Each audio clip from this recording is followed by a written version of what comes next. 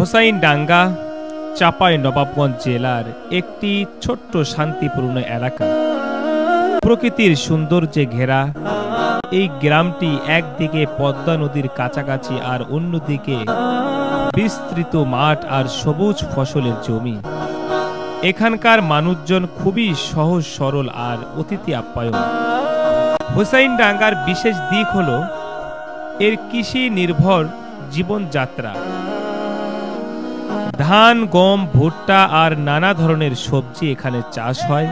সকালে যখন সূর্যের আলো পড়ে মাঠের উপর, তখন যেন প্রকৃতি নিজেই হাসে। এই এলাকার বিভিন্ন ধর্মীয় সামাজিক অনুষ্ঠান খুবই গুরুত্বের সঙ্গে পালন করা হয়।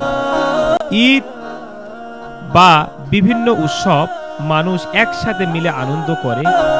পাশেই আছে ছোট্ট একটা বাজার, যেখানে স্থানীয় কৃষকেরা তারা বিকালবেলা চা এর আড্ডায় মেতে থাকে।